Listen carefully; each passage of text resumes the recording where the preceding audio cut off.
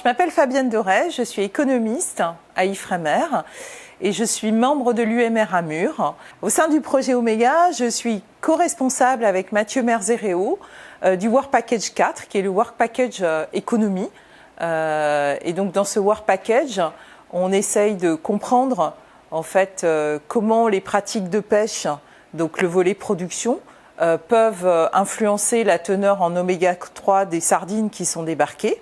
Et puis, on va tout au bout de la filière chez les consommateurs et on essaye de comprendre comment la teneur en oméga 3, en tout cas les attributs santé d'un produit qui est la conserve de sardines, peuvent avoir un impact sur la consommation. Pour analyser l'influence des pratiques de pêche sur la teneur en oméga 3 des poissons qui sont débarqués, en fait, on a travaillé en deux étapes. On a d'abord fait un atelier pluridisciplinaire dans lequel on a convié tous les gens du projet Omega, toutes les disciplines et même de plus loin, pour essayer de comprendre quelles étaient les influences, qu'est-ce qui pouvait influencer la teneur en oméga 3 d'un poisson. Et du coup, comment on pouvait positionner les pratiques de pêche, quelle était l'importance de notre question par rapport à l'ensemble des disciplines et l'ensemble des influences. Donc derrière chaque débarquement, on a des informations sur les méthodes de pêche, les pratiques de pêche.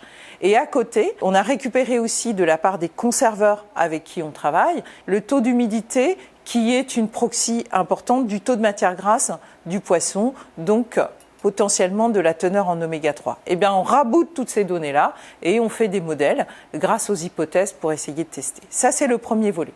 Sur le deuxième volet, on est allé sur le terrain avec tout un groupe d'étudiants. On a fait une enquête à l'échelle de la Bretagne et auprès de tous les magasins qui vendent des conserves de sardines. Et on a récupéré des données sur le prix, sur les conserves, sur tout un ensemble de facteurs qui peuvent avoir une influence sur les prix. Les données des conserveurs, elles ne servent pas seulement aux économistes, elles servent aussi à des biologistes, elles servent à des écologues. Donc tous les gens travaillent ensemble pour pouvoir mutualiser leurs résultats et pour que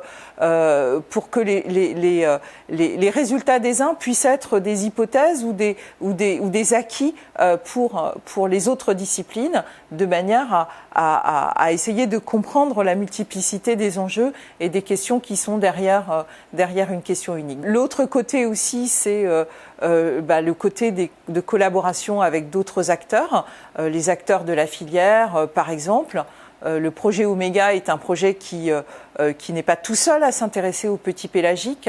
Les économistes travaillent aussi sur un projet qui s'appelle le projet DEFIPEL. Et dans ce projet DEFIPEL, on travaille avec les acteurs de la filière pour essayer de comprendre comment est-ce qu'un événement de cette nature-là, la baisse de la condition et de la taille des poissons, peut avoir une influence sur un système économique tout entier.